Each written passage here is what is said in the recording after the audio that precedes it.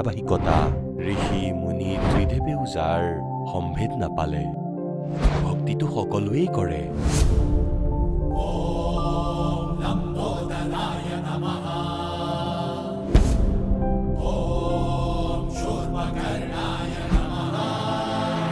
আৰু সকলো সময়তে এইটোৱেই ভাবে যে থাকিবলৈ এটা ভাল ঘৰ হওক ফুৰিবৰ কাৰণে ডাঙৰ ডাঙৰ পাৰ্ক থাকক খাবৰ বাবে সোৱাদযুক্ত খাদ্য থাকক আমাৰ কেতিয়াও বেমাৰ নহওক কেতিয়াও যেন দুখত নাথাকো আৰু কেতিয়াও যাতে নমৰো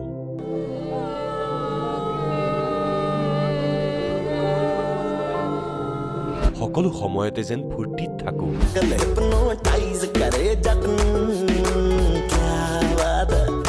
কিন্তু কি সম্ভৱ আমি সকলোৱে ইমান ভক্তি কৰো ব্ৰত ৰাখো শ্ৰাদ্ধ পাতো যাত্ৰা কৰো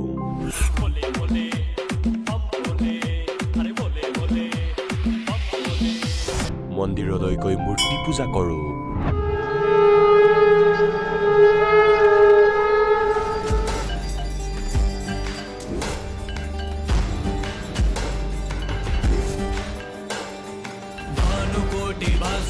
भवाब्धितारकं परं नीलकण्ठमिप्सितार्थदायकं त्रिलोचनं कालकालमम्बुजाशमक्षशूलमक्षरं चर्चলৈ গৈ প্ৰেয়াৰ কৰোঁ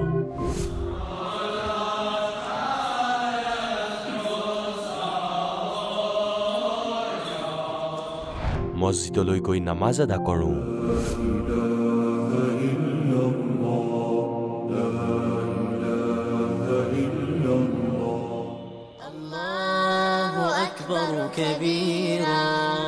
আৰু গুৰুদ্বাৰালৈ গৈ শিৰ দোৱাওঁ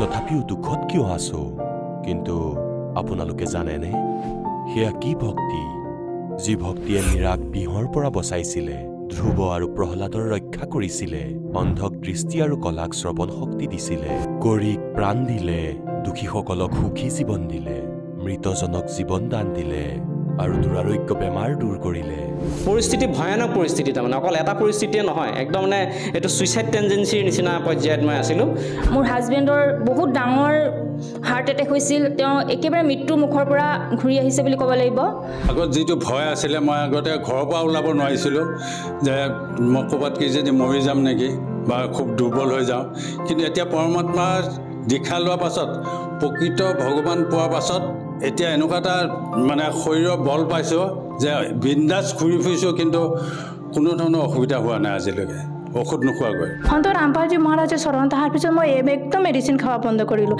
মেডিচিন নোখোৱাকৈ অকল দীক্ষা লোৱাতে মই সুস্থ হ'লোঁ মই আগতে নিচা কৰিছিলোঁ মই আৰ্মিত থাকোঁতে বহুত নিচা কৰিছিলোঁ আমি আৰ্মি পাৰ্চনটো নিচা কৰে চবে কিন্তু ময়ো নিচা কৰিছিলোঁ কিন্তু যেতিয়া তত্ত্বদৰ্শী সন্ত ৰামপাল চৰণ আহিলোঁ তাৰপিছত এই নিচাবিলাক নিজে নিজে ঠিক হৈ গ'ল সন্ত ৰামপালজী মহাৰাজৰ ওচৰত অহাৰ দিনাখনৰ পৰাই মই লাভ পাইছিলোঁ মন্ত্ৰ দিছিল সেই মন্ত্ৰ 2-3 বাৰ টান দিয়াৰ লগে লগে সাতকে আপোনাৰ কাল নোহোৱা হৈ গ'ল এতিয়া মই ভাবিছিলোঁ যে গুৰু মহাজনে সত্য কথা কৈছে এই পৃথিৱীত তেওঁ বাহিৰে আৰু কোনো নাই গতিকে আমি মানুহ হয় আমি শুদ্ধ জীৱ হয় আমি তেওঁৰ চৰণলৈ গৈ আমি আত্মা কল্যাণ কৰিব লাগে পূজ্য ৰামপালজী গুৰুদেৱৰ চৰণত অহাৰ পিছত লাভ বুলি ক'বলৈ গ'লে মোৰতো চাগে এসপ্তাহটো কৈ শেষ কৰিব নোৱাৰিম ইমানেই লাভ পাইছোঁ মই এতিয়া গম পাইছোঁ বাস্তৱত সেইটো সঁচা কথাই কৈছিলে যিকেইজনে কৈছিলে কাৰণ মোৰ লগত সেইটো 100% মই প্ৰমাণ পাইছোঁ মানৱ জীৱনৰ যে মুখ্য উদ্দেশ্য পৰমাত্মা প্ৰাপ্তি সেই কথাটো আমি সদগুৰু ৰামপালজী মহাৰাজৰ পৰাই গম পাইছোঁ ভক্তি সকলোৱেই কৰে কিন্তু উপৰোক্ত লাভ কেৱল সৎভক্তিৰ পৰাই প্ৰাপ্ত হয় আজিও সৎভক্তি কৰি থকা হাজাৰ হাজাৰ লাখ লাখ মানুহৰ শাস্ত্ৰ অনুকূল ভক্তিৰ লাভ প্ৰাপ্ত হৈ আছে আহক জানো এনেকুৱাই লাখ লাখ শ্ৰদ্ধালুৰ মাজৰ এজন সৎভক্তি কৰা এই শ্ৰদ্ধালুজনৰ অনুভৱ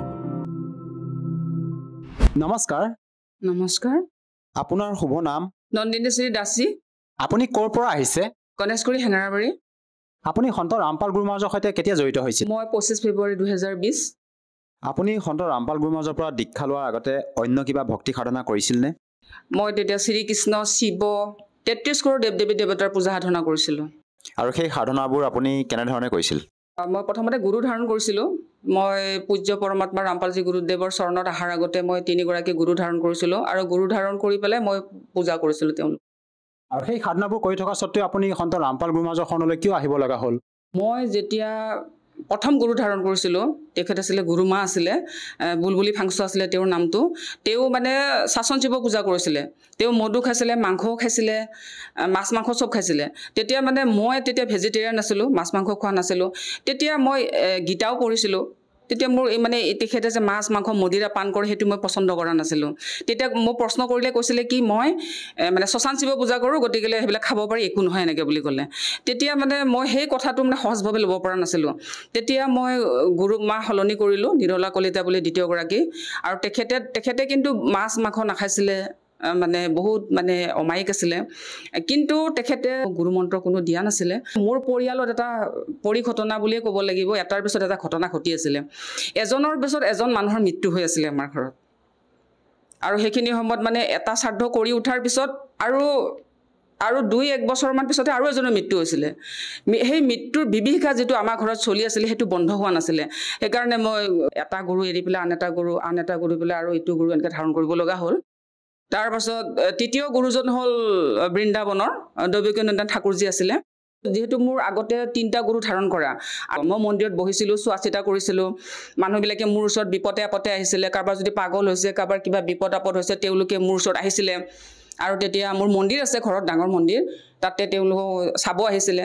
তেওঁলোকে কিছুমানে পাগল পৰ্যন্ত আৰোগ্য হৈছিলে। তেতিয়া পাগল আৰোগ্য হৈছিলে। আৰু তাৰপাছত বিভিন্ন ৰোগ ব্যাধি, ঘৰুৱা সমস্যা, ল'ৰা হেৰাইছে, সেইবোৰো তাৰমানে আনি দিয়েছিলোঁ সেইখিনি সময়ত যেতিয়া ভক্তি কৰি আছিলোঁ। কালৰ ভক্তি বুলিয়ে ক'ব লাগিব। এতিয়াতো পূজ্য গুৰুজীৰ চৰণত অহাৰ পিছত কালৰ ভক্তি বুলিয়ে ক'ব লাগিব, কালৰ সিদ্ধি শক্তি বুলিয়ে ক'ব লাগিব।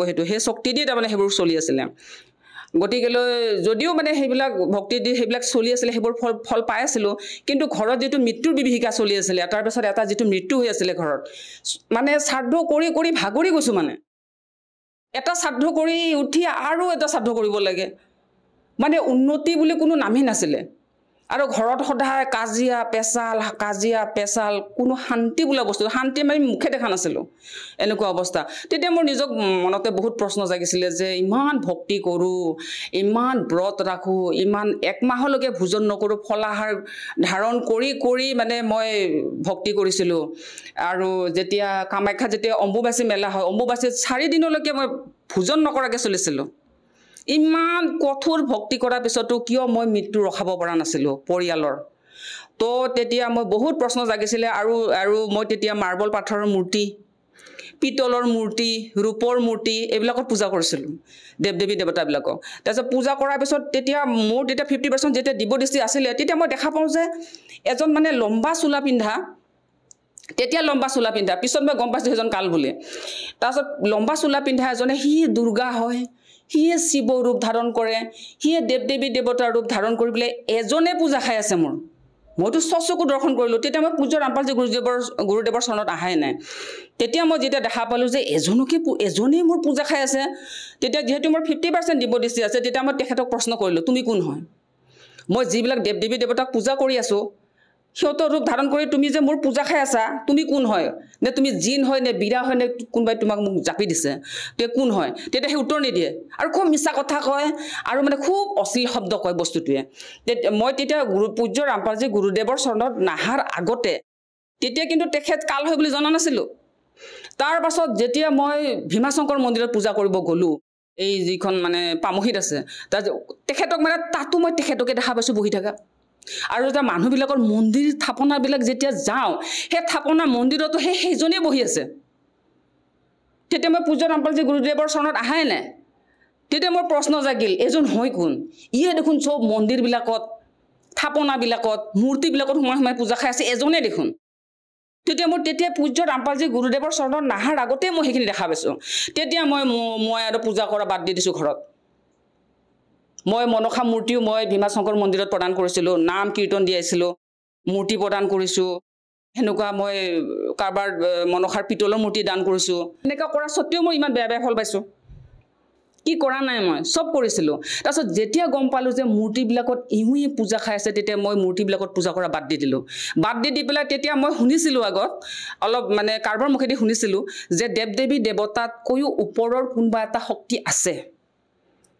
শক্তি আছে তেওঁৰ নাম পৰমাত্মা বুলি মানে মোৰ মনত পৰিল তেতিয়া মই প্ৰাৰ্থনা কৰিলোঁ এনেকুৱা বেকা হৈ লৈছোঁ মূৰ্তি এফালে আছে মই এনেকৈ বেকা হৈ লৈছোঁ বেকা হ'লে ওপৰৰ ফালে চাই কৈছোঁ হে পৰমাত্মা বুলি কোনোবা এটা শক্তি আছে যি দেৱ দেৱী দেৱতাৰো ওপৰৰ হয় তেতিয়া মই তেওঁক প্ৰাৰ্থনা কৰিব আৰম্ভ কৰিলোঁ কৰি পেলাই মই কৈছোঁ যে ইয়াততো মই যি দেৱ দেৱী দেৱতা মূৰ্তিবিলাকত পূজা কৰি আছিলোঁ এজনে দেখোন চব দেৱ দেৱী দেৱতাৰ মানে ৰূপ ধাৰণ কৰি পূজা খাই আছে আৰু ইয়াৰ দেখোন ইমান মিছা কথা কয় ভগৱানেতো মিছা কথা নকয় ইমান অশ্লীল শব্দ মুখে দি গৈ ভগৱানেতো কেতিয়াও অশ্লীল শব্দ ক'বই নোৱাৰে তেতিয়া মানে মই কি কৰিলোঁ কিন্তু ভৰিখন মাটিত নালাগে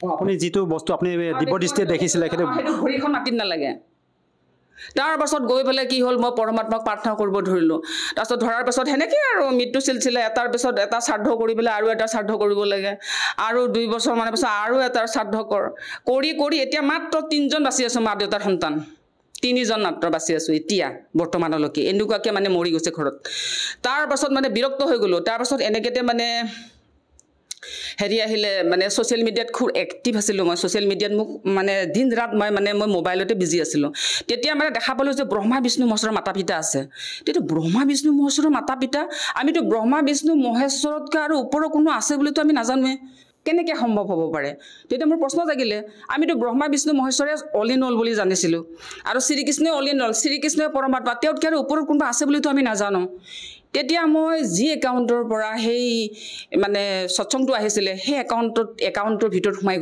সোমাই গৈ সেই একাউণ্টটোত মানে গোটেইবিলাক সৎসং চাবলৈ আৰম্ভ কৰিলোঁ তাৰপাছত আকৌ ছ'চিয়েল মিডিয়াত বেলেগেও যিবিলাক মানে ছ'চিয়েল মিডিয়াত শ্বেয়াৰ কৰিছিলে সেইবিলাকো মই এফালৰ পৰা চাব আৰম্ভ কৰিলোঁ আৰু সেই সৎসংবিলাক এনেকুৱা হৈছিলে মোৰ অফিচলৈ যাওঁতে 2.5 ঘণ্টা আহোঁতে 2.5 ঘণ্টা লাগে তেতিয়া মানে সেই 2.5 ঘণ্টা মই হেডফোন লৈ অকল গুৰুজীৰ সৎসঙে শুনিছিলোঁ আনকি অফিচৰ মাজত অলপ যদি টিফিন টাইম পাওঁ মই টিফিন খোৱা নাছিলোঁ গুৰুজীৰ সৎসং শুনিছিলোঁ শুনোতে এনেকুৱা হৈ গ'ল ৰাতিও মানে শোৱাৰ আগমুহূৰ্তলৈকে যেতিয়ালৈকে মই ভাত খাই পেলাই বিচনাত পৰিছোঁ তেতিয়াৰ পৰা সৎসং আৰম্ভ হয় গুৰুজীৰ টোপনি নোযোৱালৈকে গুৰুজীৰ সৎসং শুনিছিলোঁ মই ৰাতিটো কেইটা বজাত শুওঁ তাৰ নাপাত্তা গতিকেলৈ গোটেই ৰাতিও বুলি ক'ব পাৰি কেতিয়াবা মই গুৰুজীৰ সৎসং শুনিয়ে মানে কটাই দিছিলোঁ শুনোতে গুৰুজীৰ সৎসং দিন ৰাত শুনোতে এনেকুৱা হৈ গ'ল নাই মানে গুৰুজীৰ চৰণত যাব লাগিব মই মানে ডিচিশ্যন ল'লোঁ যে মই গুৰুজীৰ চৰণত যাম মই গুৰুজীৰ দীক্ষা ল'ম পূজ্য ৰামপালজী গুৰুজীৰ চৰণত যাম আৰু পূজ্য ৰামপালজী গুৰুজীৰ দীক্ষা ল'ম মই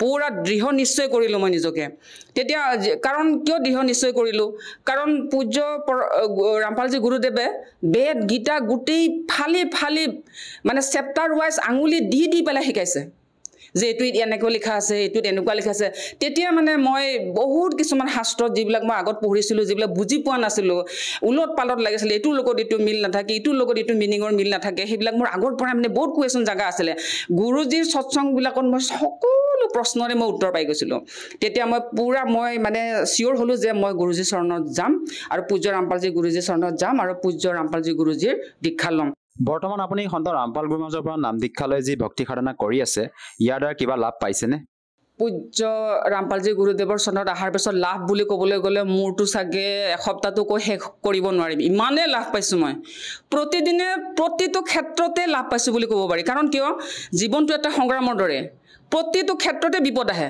কাৰণ কালৰ ৰাজ্য না বিপদৰ একদম চাৰিওফালে ঘেৰি থাকে প্ৰতিটো বিপদতে প্ৰতিটো পলতে মোক পৰমাত্মা ৰামপালজী গুৰুদেৱে সহায় কৰিছে যমলোক দেখি গৈছোঁ যমৰ খাতা দেখি গৈছোঁ কালৰ লোক দেখি গৈছোঁ কিন্তু মই কালৰ লোকত প্ৰৱেশ কৰা নাই তাৰ পাছত আকৌ পৃথিৱী আমাৰ যিখন পৃথিৱী আছে সেনেকুৱা নিচিনা আৰু পৃথিৱী বেলেগ পৃথিৱীবিলাককো মই দৰ্শন কৰিছোঁ পূজ্য ৰামপালজী গুৰুদেৱে মোক অমৰ লোকলৈও লৈ গৈছে সৎলোকত অমৰ লোক কেনেকুৱা সেই অমৰ লোকৰ অমৰ লোকটো ক'বলৈ গ'লে মোক মানে প্ৰথম গুৰু মন্ত্ৰৰ পিছতে লৈ গৈছে ছতনামলৈকে নহয় তাৰ আগতে মোক লৈ গৈছে গুৰুজীয়ে প্ৰথম গুৰু মন্ত্ৰতে মোৰ ঠাট পাপৰ গাঁঠি ফাটিছে মই তাৰ পাছত লৈ পেলাই গুৰুজীয়ে লৈ গ'ল অমৰ লোকত গৈ পেলাই দেখুৱাইছে মানে মোৰটো চান্দিৰ মেহেল ৰূপৰ মানে মেহেল হয় বম মেহেল তাৰ পাছত তাত মানে ধুনীয়াকৈ চোফা টোফা আছে তাৰপাছত কৈ পেলাই কৈছে তুম জব আওগে হিন্দীত কৈছে গুৰুজীয়ে তো মানে ৰামপালজী গুৰুদেৱে হিন্দীত কৈছে যে কি বুলি কয় তুম জব আওগে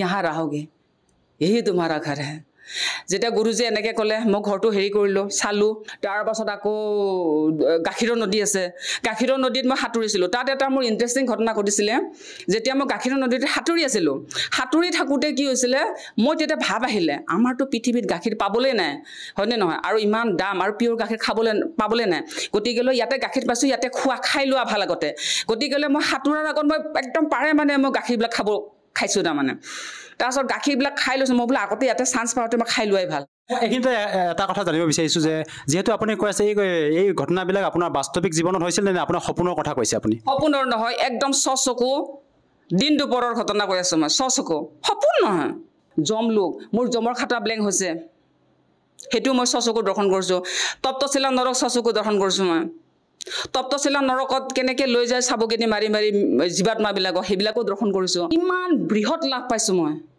সৰ্বশ্ৰেষ্ঠ লাভ মোক পৰমাত্মাই বহুত কৃপা কৰি ৰামপালজী গুৰুদেৱে মোক বহুত কৃপা কৰি মোক এইবিলাক ফল দিছে আপুনি এজন সন্তৰ পৰা নাম দীক্ষা লোৱাৰ পিছতে আপুনি অমৰলোক দৰ্শন কৰাৰ কথা ক'লে আপোনাৰ কথাবিলাক শুনি হয়তো আমাৰ টিভি স্ক্ৰীণত যিসকল দৰ্শকে আপোনাক প্ৰত্যক্ষ কৰি আছে তেওঁলোকে হয়তো মানি ল'বলৈ কঠিন পাব এইখিনিতে আৰু এটা কথা জানিব বিচাৰিছোঁ বহুতে কয় যে গুৰু ধাৰণ নকৰাকৈ ভক্তি সাধনা কৰিব পাৰি প্ৰকৃততে গুৰু ধাৰণ নকৰাকৈ ভক্তি কৰিলে মুখ্য সম্ভৱ হয়নে সম্ভৱ নহয় গুৰু ধাৰণ নকৰাকৈ ফলে লাভ নহয় মুক্তিটো ক'ৰ পৰা হ'ব গুৰুটো ধাৰণ কৰিবই লাগিব কাৰণ গুৰুহে মানে দিক নিৰ্ণয় কৰিব দিকটো কোনে দেখাব এইটো কৰিব লাগিব এইটো মাতিব লাগিব এইটো পূজা কৰিব লাগিব কোনে দেখাব আমিতো যিটো মানে তত্ত্বজ্ঞান বুলি কয় যিটো আমাৰ জ্ঞান গংগাখন আমাৰ তত্ত্বজ্ঞানৰ ভাণ্ডাৰ হয় সেই যিটো তত্ত্বজ্ঞান পৰমাত্মা ৰামপালজী গুৰুদেৱে দি আছে সেই তত্ত্বজ্ঞান আমাৰ কাৰো ওচৰতে নাই আছিল জানো শুদ্ধ মিনিঙৰ হাতে কোনোবাই দিব পাৰিছিলেনে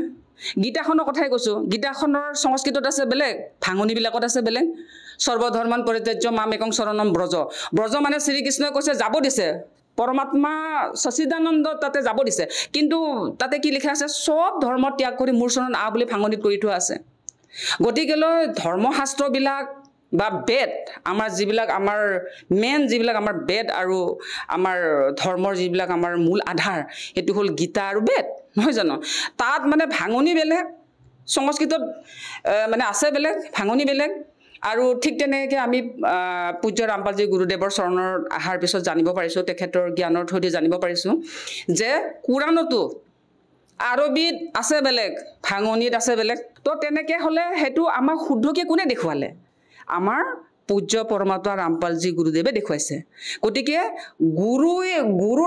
গুৰুৰ জ্ঞানৰ থ্ৰুদিহে আমি জানিব পাৰিছোঁ যে কবিৰদেৱ পৰমাত্মা হয় আৰু গীতাখনত এনেকুৱা কৈছে কোৰাণত এনেকুৱা কৈছে আমি গুৰুৰ থ্ৰুদিহে জানিব পাৰিলোঁ আৰু আপোনালোকৰ গুৰু সন্ত ৰামপাল গুৰুমাজে আপোনালোকক কোন শাস্ত্ৰৰ আধাৰত ভক্তি বিধি প্ৰদান কৰে আমাৰ গীতা শাস্ত্ৰৰ আধাৰত আৰু বেদৰ শাস্ত্ৰৰ আধাৰত এইটো কেনেকৈ সম্ভৱ এজন সাধাৰণ সন্তৰ পৰা নাম দীক্ষা লোৱাৰ পিছতে আপোনালোকে বিভিন্ন প্ৰকাৰে লাভ পাবলৈ সক্ষম হৈছে এইটো কাৰণে সম্ভৱ হৈছে প্ৰথমতে জ্বৰটো উলিয়াব লাগিব বিপদ আপদ বেমাৰ আজাৰ আৰু ধৰ যিবিলাক আমাৰ সমাজত আমাৰ পৃথিৱীত যিবিলাক সংঘটিত হৈ থাকে দুৰ্ঘটনা এইবোৰ কিয় হয় গুৰিটো বিচাৰিব লাগিব আগত কাৰ কাৰণে হয় কাল ব্ৰহ্ম চৈতানৰ কাৰণে কি হয় যুদ্ধ হয় কাল ব্ৰহ্ম চৈতানৰ কাৰণে বেমাৰ হয় কাল ব্ৰহ্ম চৈতানৰ কাৰণে সমাজত যিমানবিলাক মানে অশুভ নিষ্কৰ্ম বুলি ক'ব লাগিব তেওঁৰ দ্বাৰা সংঘটিত হৈ থাকে যেতিয়া জ্বৰটো তুমি বিচাৰি পাবা আমাৰ সেইটো আমাক কোনে দেখুৱাব আমাৰ গুৰুৱে দেখাব গতিকেলৈ যেতিয়া তুমি জ্বৰটো বিচাৰি উলিয়াবা জ্বৰটো উখাৰি দিয়া তুমি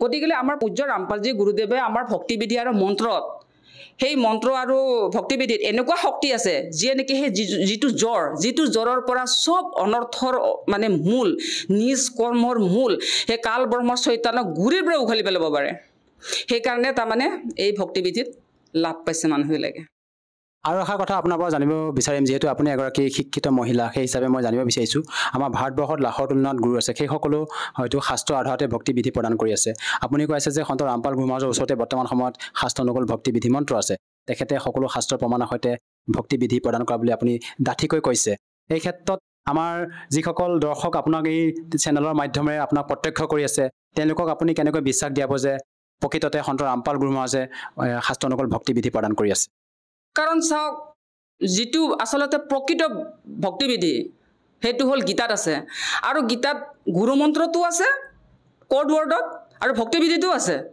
কিন্তু সেইটো ভক্তিবিধি হয়, সেইটো যে গুৰু মন্ত্ৰ হয় আজিলৈকে কোনো ধৰ্মগুৰুৱে তাৰমানে আজিলৈকে ক'ব পৰা নাই। মনুষ্য ধৰ্মগুৰুৰ কথা কৈছোঁ।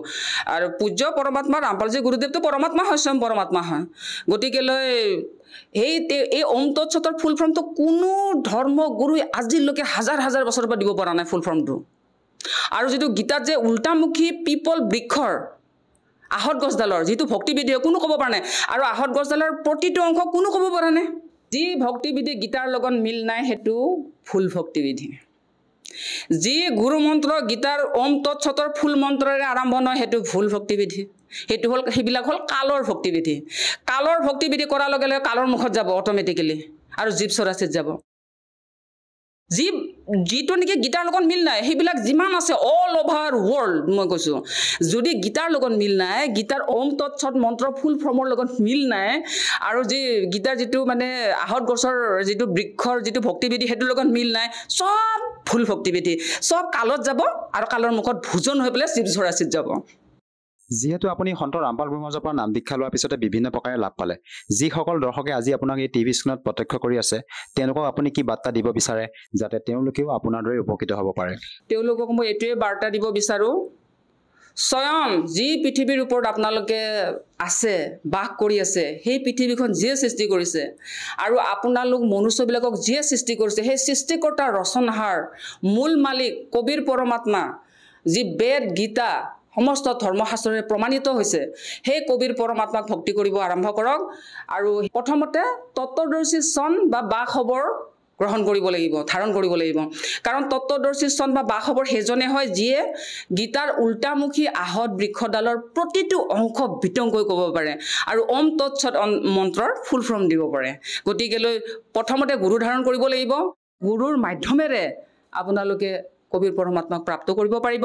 আৰু কবিৰ পৰমাত্মাক প্ৰাপ্ত কৰাৰ পিছত কাল, যাৰ কাৰণে মানুহ বৃদ্ধ হয়, যাৰ কাৰণে বেমাৰ আজাৰ হয়, সেই কাল ব্ৰহ্ম চৈতান তেওঁৰ সেই ভক্তজনৰ ওচৰত কোনোদিনে আহিব সাহস নকৰিব।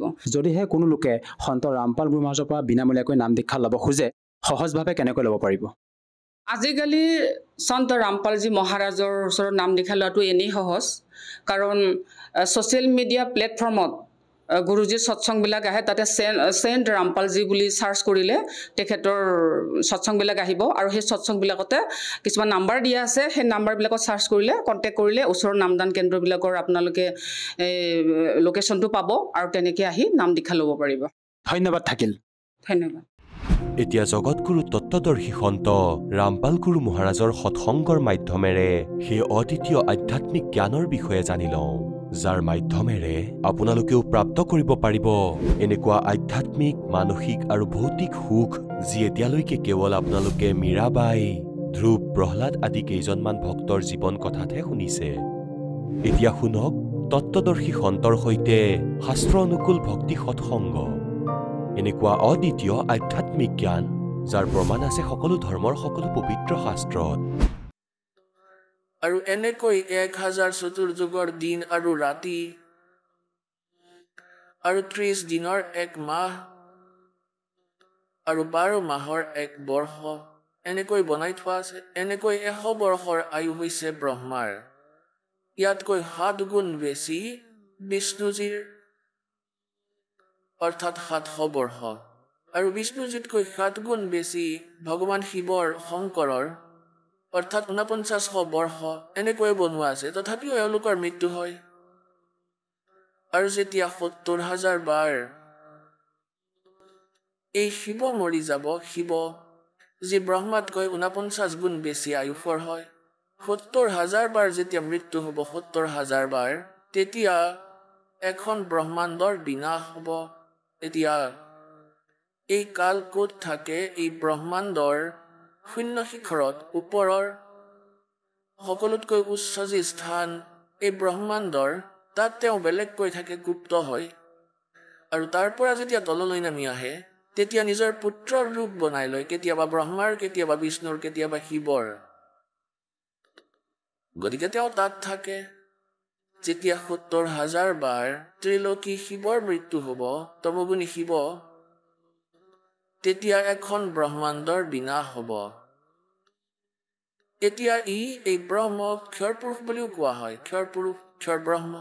গীতাজীৰ অধ্যায় নম্বৰ 15 শ্লোক নম্বৰ 16 ক্ষৰ পুৰুষ আৰু অক্ষৰ পুৰুষ এই দুই প্ৰভু কোৱা হৈছে, দুই স্বামী।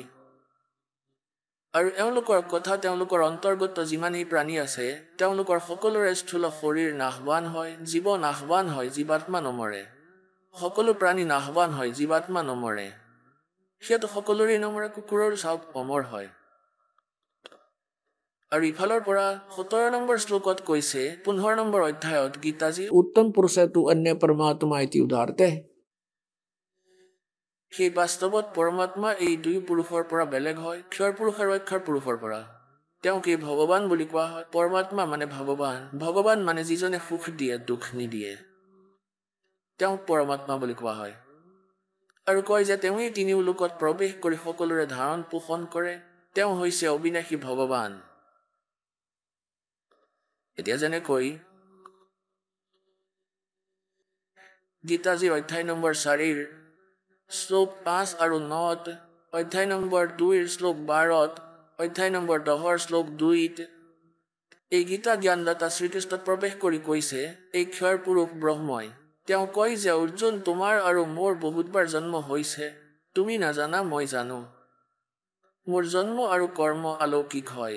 তেওঁৰ জন্ম কেনেকৈ অলৌকিক হয় আৰু কৰ্ম কেনেকৈ অলৌকিক হয়? তেওঁৰ জন্ম এনেকৈ অলৌকিক হয় যেতিয়া তেওঁৰ মৃত্যু হ'ব, এখন ব্ৰহ্মাণ্ডৰ বিনাশ হ'ব, সকলো প্ৰাণী নাশ হ'ব, সকলো তত্ত্ব নিজৰ মাজতে জুই লাগি যাব এই ব্ৰহ্মাণ্ডত, আৰু ইয়াত কণ কণ ধূলি ধূলি হৈ যাব। আকৌ নিজৰ হিচাপত যেনেকৈ পৰমাত্মাই প্ৰথমে এই গোটেই পৃথিৱীক সৃষ্টি কৰিলে, গোটেই জল তত্ত্ব বনাই দি দিলে, আকৌ বিধান বনাই এৰি দিলে, গতিকে এই সকলো প্ৰাণী নেক্সট ব্ৰহ্মাণ্ডত গুচি যায় অট'মেটিক পৰমাত্মাৰ বিধান অনুসাৰে। আৰু তাত দুৰ্গাৰো মৃত্যু হয় আৰু ব্ৰহ্মৰ এই কালৰো মৃত্যু হয়, যেতিয়া 70,000 বাৰ এই কালৰ পুত্ৰ শিৱ মৰি যাব। আৰু এয়া এটা যুগ হয় কাৰ? অক্ষৰ পুৰুষৰ। এয়া এটা যুগ হয় অক্ষৰ পুৰুষৰ। এতিয়া কি হ'ল? ইয়াৰ পৰা সকলো প্ৰাণী বেলেগ লোক, বেলেগ ব্ৰহ্মাণ্ডলৈ গুচি যাব।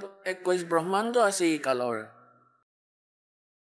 সেই ব্ৰহ্মাণ্ডত যোৱাৰ পিছতেই পৰমাত্মাই এনেকুৱা বিধান বনাই ৰাখিছে যে এই দুজনৰ, দুৰ্গাৰ আৰু এই ব্ৰহ্মৰ নিজে নিজেই যুৱ শৰীৰত নিৰ্মিত হৈ যাব তাত গ'লেই।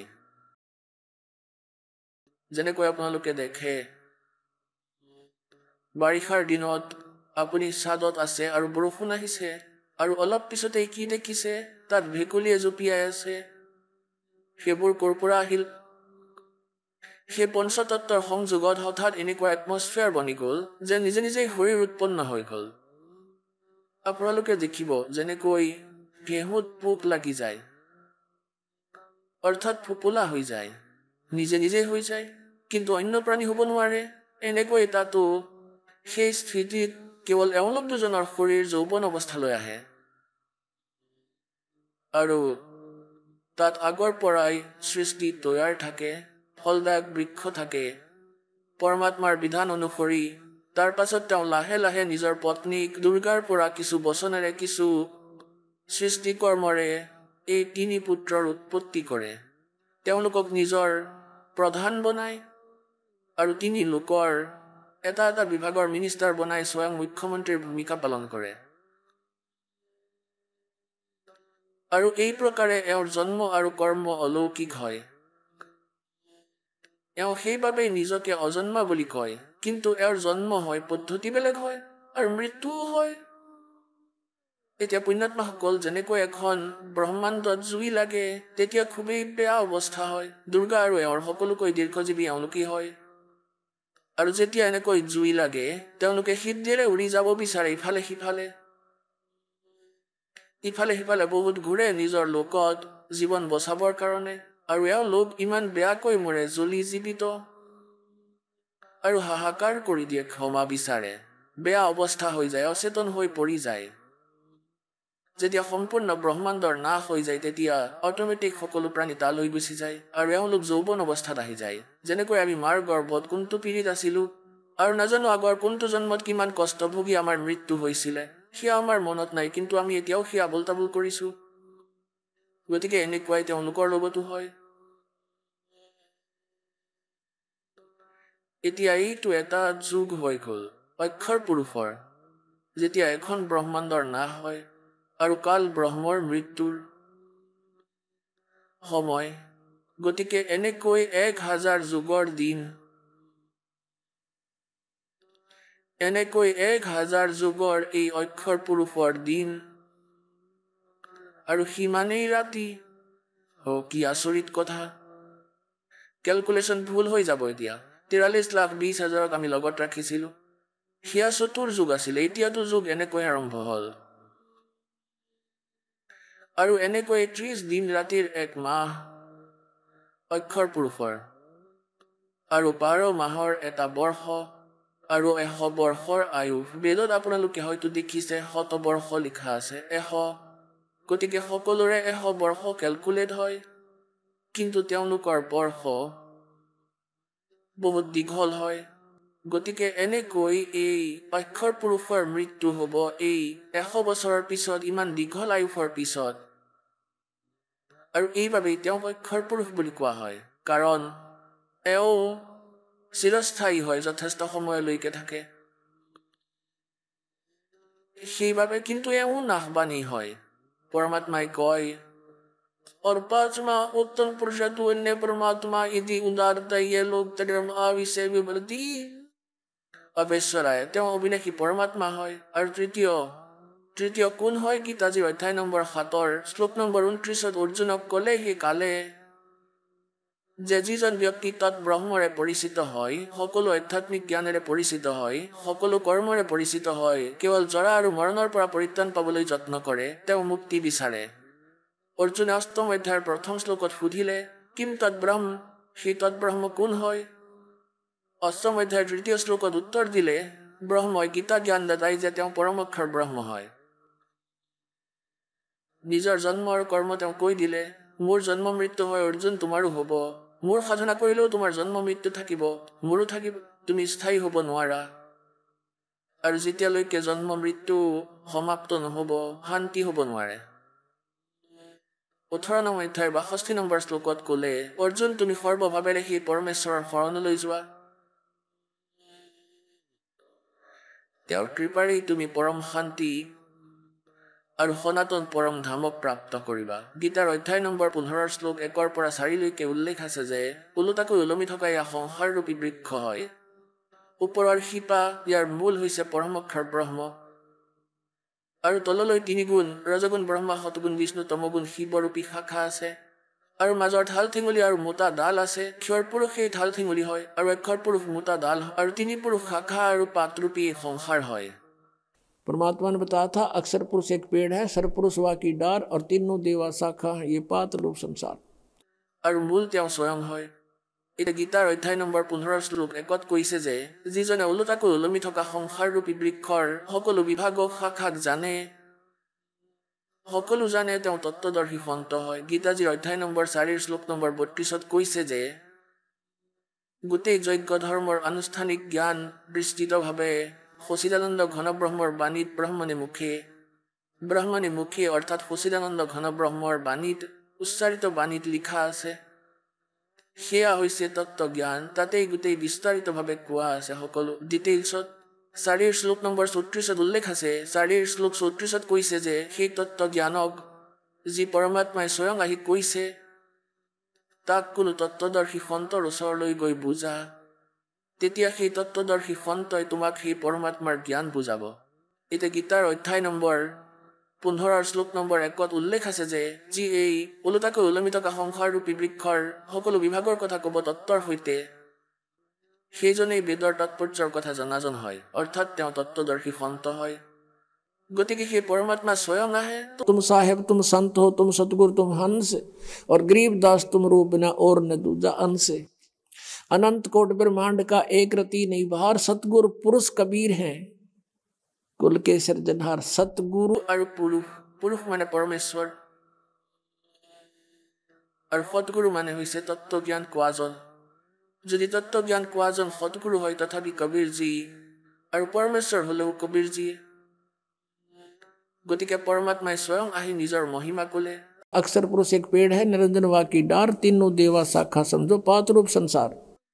गीतार अध्याय নম্বৰ 15 শ্লোক নম্বৰ 4 কৈছে যে তাৰ পিছত তিনি 4 কৈছে যে যেতিয়া তত্ত্বদৰ্শী সন্ত পাই যাবা তাৰ পাছত এই অজ্ঞানতাত তুমি অন্ধকাৰক তত্ত্ব জ্ঞান ৰূপী শস্ত্ৰৰে কাটি অৰ্থাৎ বুজি ইয়াৰ পাছত পৰমেশ্বৰৰ সেই পৰম পদৰ বিচাৰ কৰিব লাগে। য'ত যোৱাৰ পিছত সাধক এই সংসাৰলৈ আকৌ কেতিয়াও উভতি নাহে।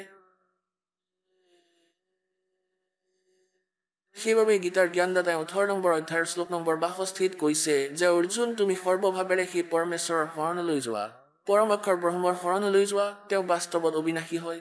তুমি সনাতন পৰম ধাম প্ৰাপ্ত কৰিবা, পৰম শান্তি হ'ব। সনাতন পৰম ধাম শাশ্বত স্থানম, সদায় থকা, যাৰ কেতিয়াও নাশ নহয়।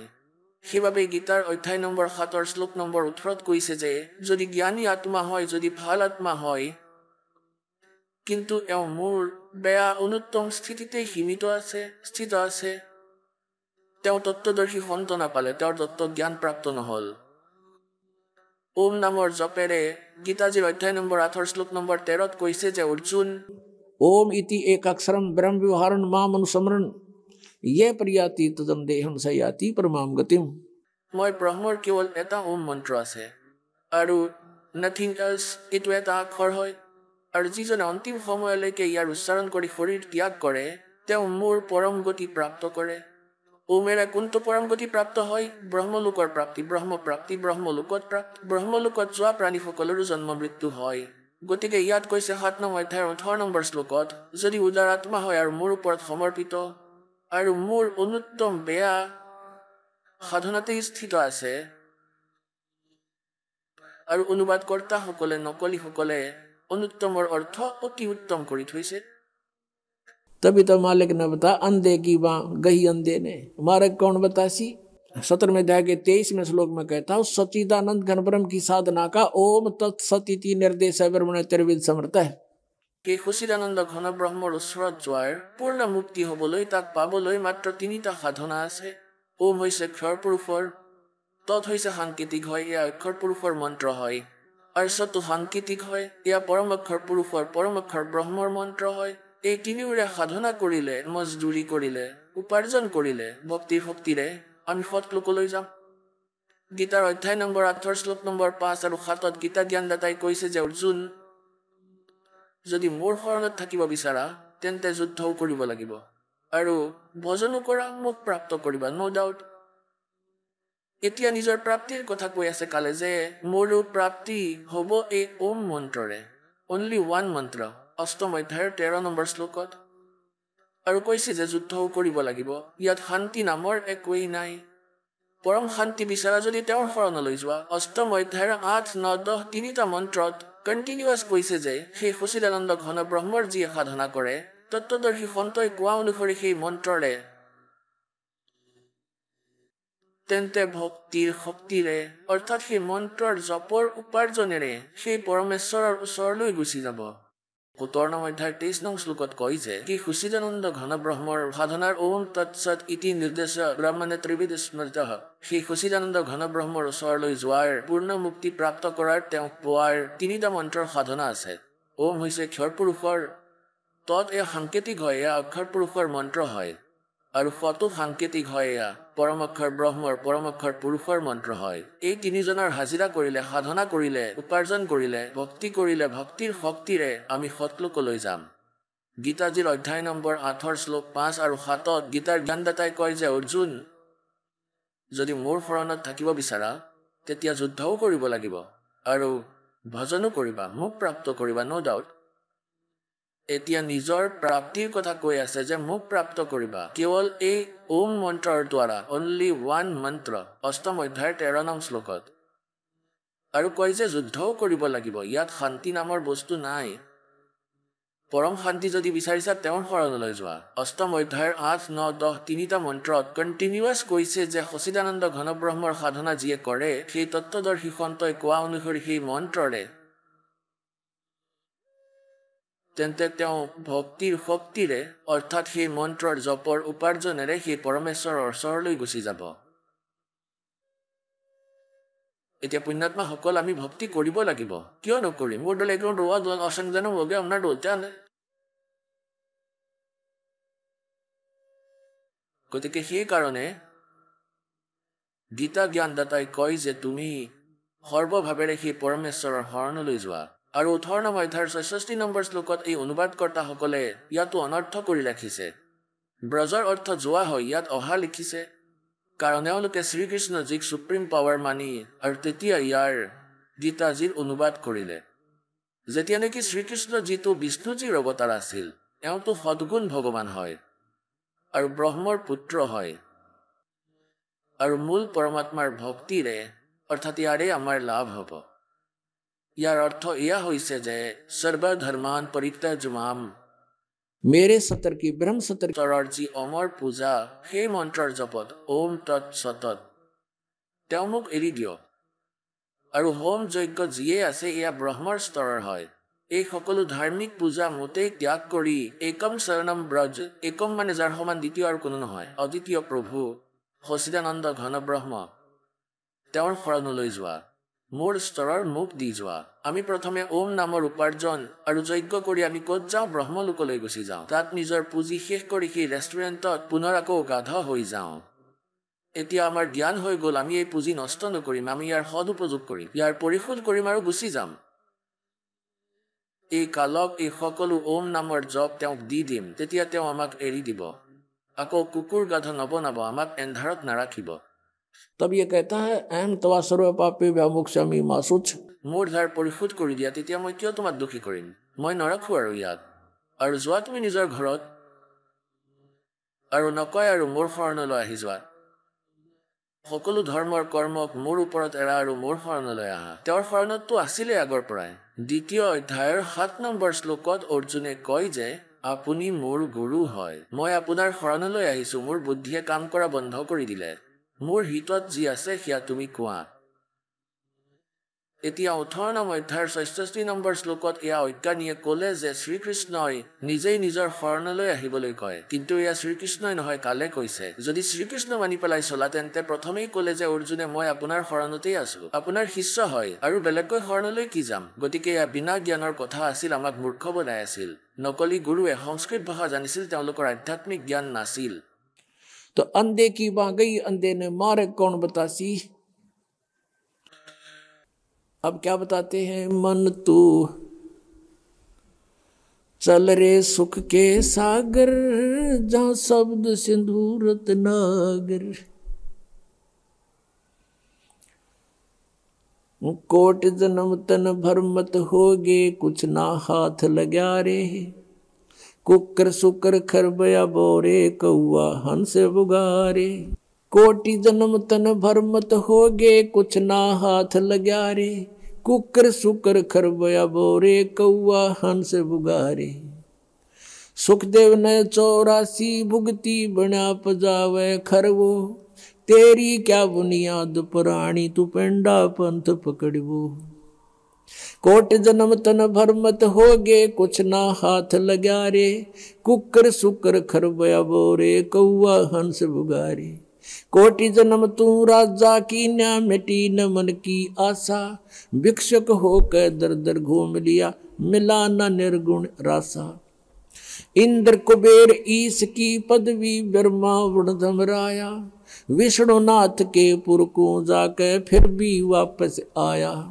असंग जन्म तन मरत्या होगे जीवित क्यों न मरे रे और द्वादश मद मैल मठ बोरे बहुर न देह धरे रे दोजक भिष्ट सभी ते देखे राजपाट के रसिया 3 लोक से तरपत नाही ये मन भोगी खसिया सतगुरु मिले तो इच्छा मेटे पद मिल पदे समाना चल हंसा उस लोक पठाऊं जो आदि अमर अस्थाना 4 मुक्ति जहाँ चंपी करती माया होरी दासी दास गरीब अभय पद पर से वो मिले राम अविनाशी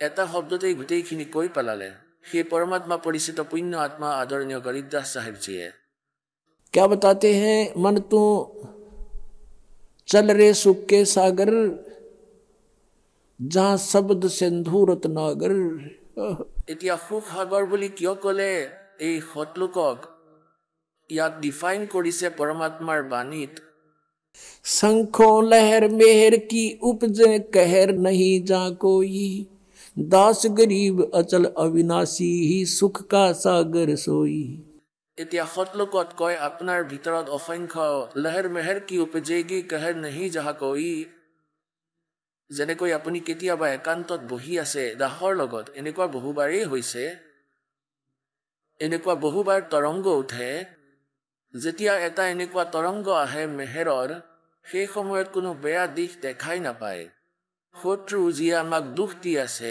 তেওঁৰ প্ৰতিও কোনো দুৰ্ভাৱনা নাথাকে চেষ্টা কৰিলেও তেওঁৰ প্ৰতি দুৰ্ভাৱনা নাহে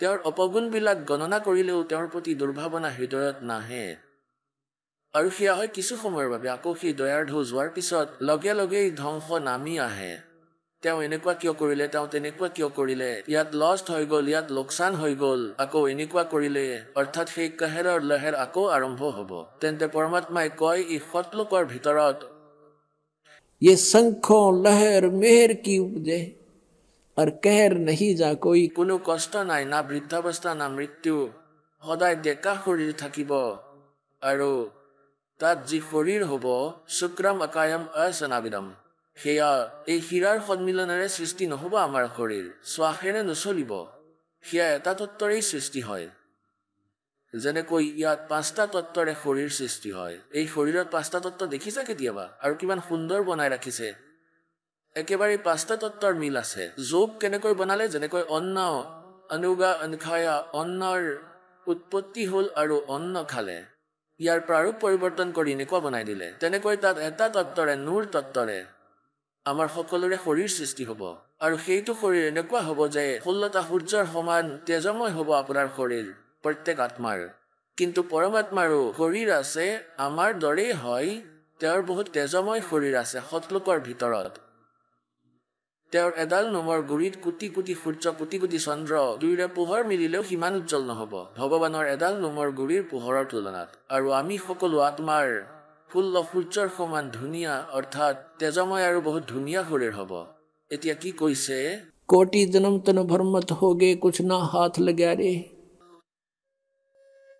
পুণ্যাত্মাসকল এতিয়াতো আপোনাৰ জ্ঞান ইমান গভীৰতাৰে গ্ৰহণ কৰা হোৱা নাই নিজৰ ভিতৰত সোমোৱা নাই এতিয়ালৈকে যেতিয়া এই সত্যতা হৃদয়ে মানি ল'ব আত্মাই মানি ল'ব যে 100% সঁচা হয় যি পৰমাত্মাই কৈছে আৰু এই সত্যতা সত্য বুলি মানিবলৈ দেৰি নালাগিব নিজৰ কিছুমান ফৰ্মুলা মনত ৰাখা সকলো বেদে কয় যে পৰমাত্মা ওপৰত থাকে মনুষ্য সদৃশ শৰীৰত আছে আৰু তাৰ পৰা তেওঁ গতি কৰি আহে আৰু ইয়ালৈ আহি কি লীলা কৰে যেতিয়া তেওঁ বালক ৰূপ ধাৰণ কৰি শিশু ৰূপ ধাৰণ কৰি প্ৰকট হয় পুখুৰীৰ ওপৰত পানীৰ ওপৰত কমলৰ ফুলত বিৰাজমান হয় অৰ্থাৎ পানীৰ ওপৰত বিৰাজমান হোৱা বাবে তেওঁক নাৰায়ণ বুলি কোৱা হয় এতিয়া গম পাই যাবা যে তেওঁ হয় কোন আৰু সৰু বালক যেতিয়া হয় তেতিয়া তেওঁক কোনো পুণ্যাত্মাই সংস্কাৰবশত নিঃসন্তান দম্পতীয়ে উঠাই লৈ যায় প্ৰত্যেক যুগত এনেকুৱাই হয়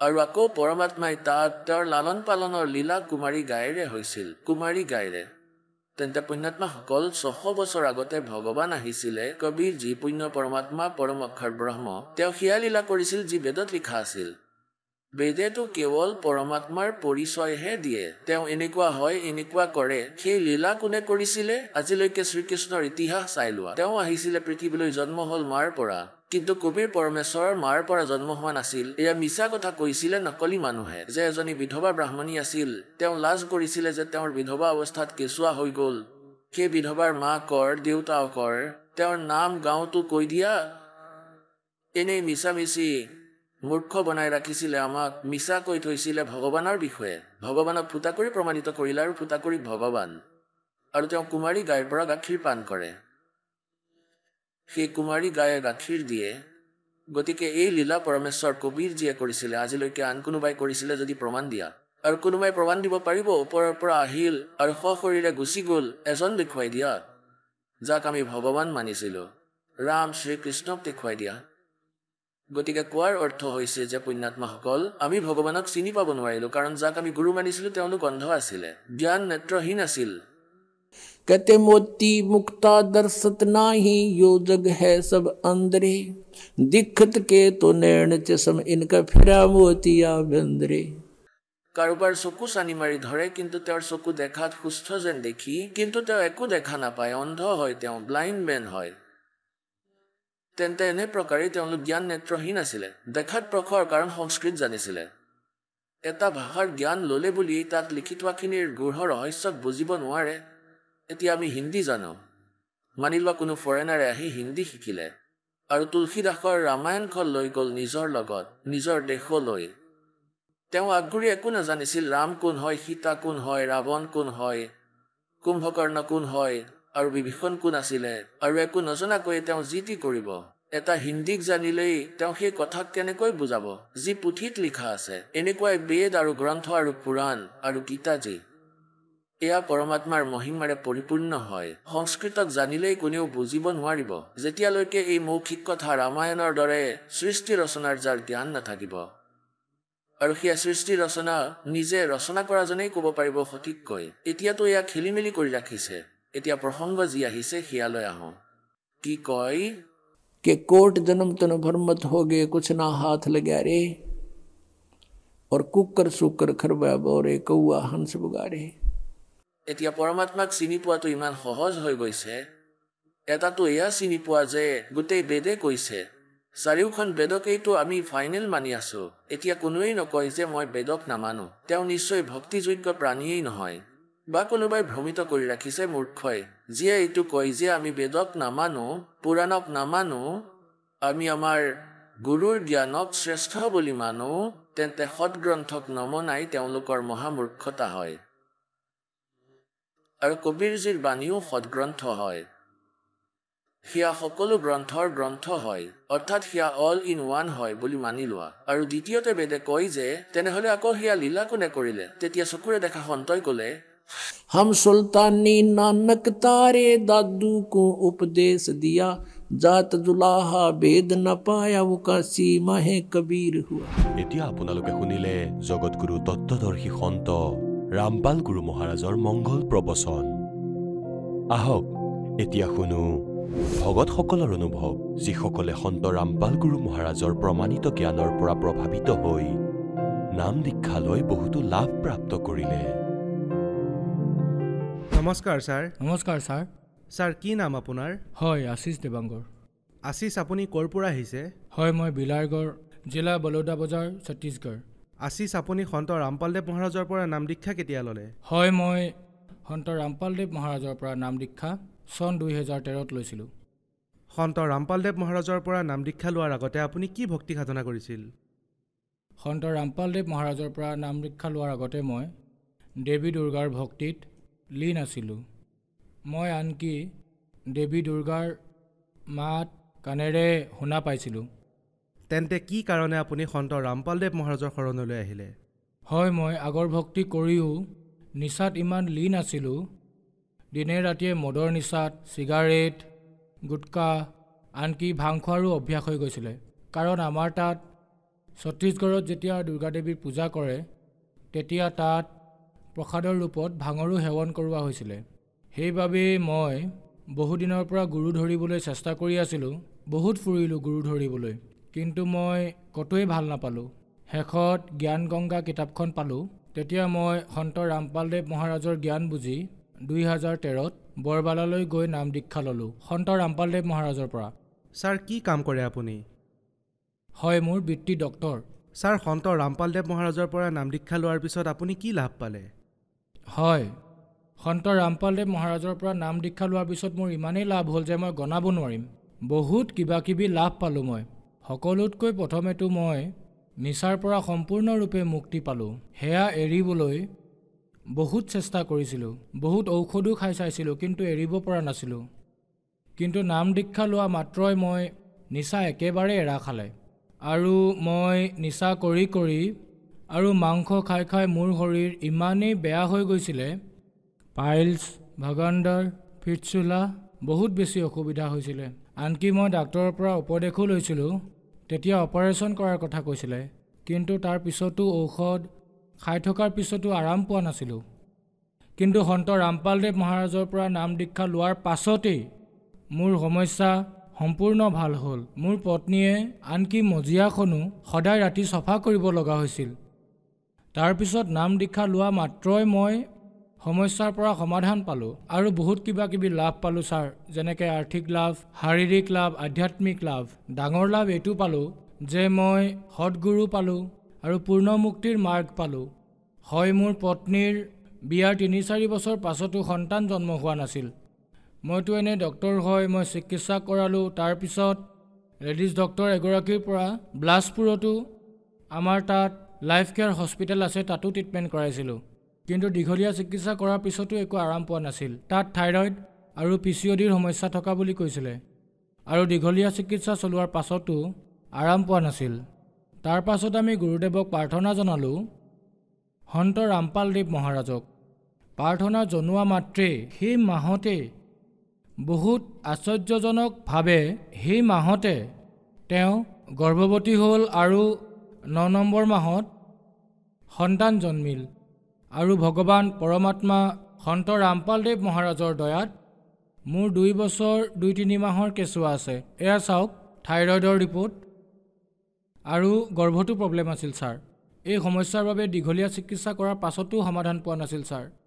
এয়া ছাৰ, ছ'ন'গ্ৰাফিত ভ্ৰূণৰ সৃষ্টি হোৱা নাছিলে, বহুত সমস্যা আছিল। ঔষধ খোৱাৰ পাছতো ভাল পোৱা নাছিলে। তাৰপিছত আমি সন্ত ৰামপালদেৱ মহাৰাজক প্ৰাৰ্থনা জনালোঁ।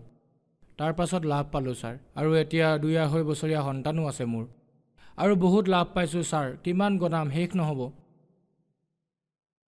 আপোনাৰ সময় শেষ হৈ যাব আৰু কওঁতে কওঁতে ময়ো ভাগৰি পৰিম ছাৰ।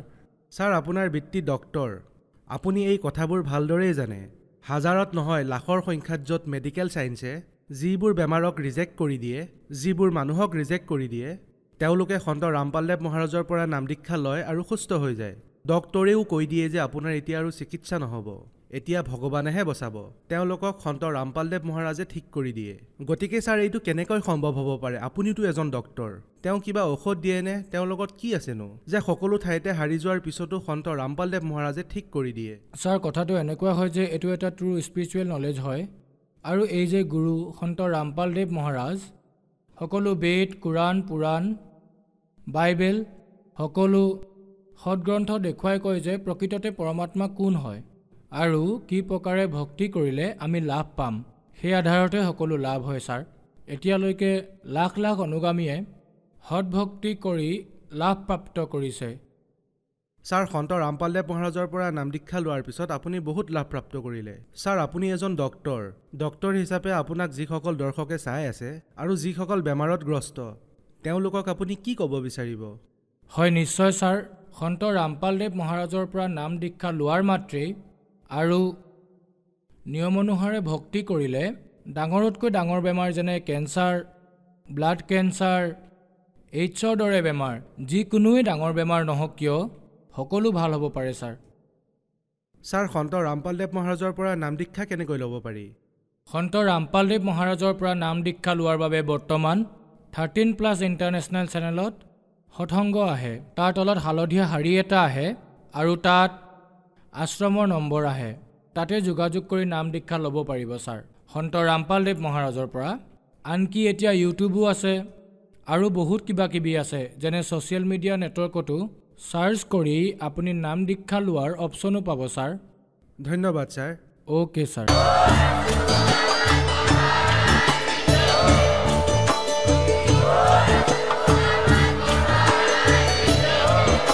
আপুনি শুনি আছিলে জগতগুৰু তত্ত্বদৰ্শী সন্ত ৰামপাল গুৰু মহাৰাজৰ মংগল প্ৰবচন। অধিক জানিবৰ বাবে ভিজিট কৰক www.jagatgururampalji.org। সন্ত ৰামপাল গুৰু মহাৰাজৰ শুভ আশীৰ্বাদত সমগ্ৰ বিশ্বতে 500তকৈ অধিক নাম দীক্ষা কেন্দ্ৰ আছে, য'ত সন্ত ৰামপাল গুৰু মহাৰাজৰ দ্বাৰা বিনামূলীয়াকৈ নাম দীক্ষা দি থকা হৈছে। আপোনাৰ ওচৰৰ নাম দীক্ষা কেন্দ্ৰৰ ঠিকনা জানিবলৈ সম্পৰ্ক কৰক 7082208528।